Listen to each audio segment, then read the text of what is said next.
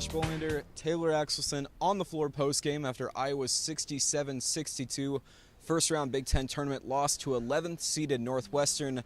Taylor, Roy Devin Marble, and Jared Utoff combining for 42 in this one. The rest of the Iowa starters only 7 points.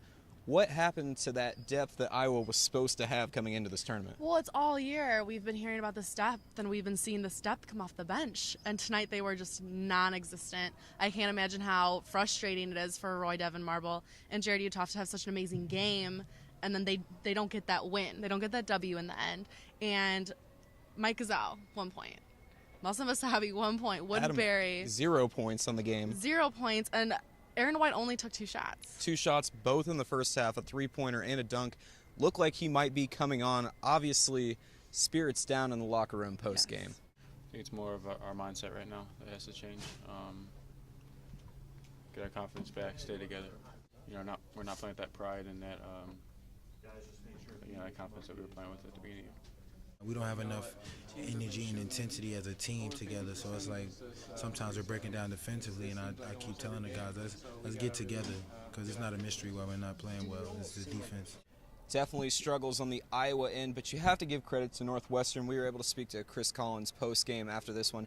He actually called the last 4 minutes of the first half the biggest stretch of the game. Taylor, you actually agree with him. Why is that? Well, I mean, think about it. They had 11 for 23 three-pointers, and that really started rolling because Iowa was up on them, They were winning the game. And then I don't know really what happened with Iowa, but on the Northwestern side, the ball started rolling and going straight through those nets in the last 4 minutes with those three-pointers. Roy Devin Marble hits the big foul and one. Iowa goes up 7, 28-21, and then Northwestern really got it rolling, but ultimately you have to call this game what it is. Iowa's now 1-6 in their last 7 Big Ten games.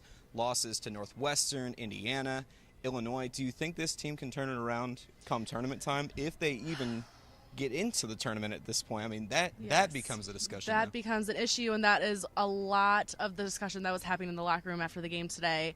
Everyone was asking, what's going to happen this weekend? Are you guys worried? What's going on? And so I think they're worried, I mean, that's a scary situation. They've been looking forward. There's so much pressure on them this entire year to have a successful season. And what if they just don't even get into the tournament? Yeah, you were in the locker room post-game. Here is some of that sound. Struggled these past few weeks, but I think our body of work speaks for itself. And all we can do is just look to get better starting tomorrow. Sunday's a long way from now, so it's not like we're about to just sit at home and wait for that. We got to get better as a team. I believe we're an NCAA team. I believe our body of work shows that. We beat plenty of good teams, and I'm not worried, I don't think. It's never as bad as it seems. Just like when you're in the top 10, it's never as good as it seems.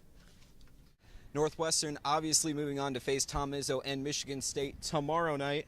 Iowa, of course, flying home tonight to await their fate come Selection Sunday. That's it for us, though. Alongside Miss Taylor Axelson, I'm Josh Bolander from Bankers Life Fieldhouse in Indianapolis, Indiana. Daily Iowan TV Sports.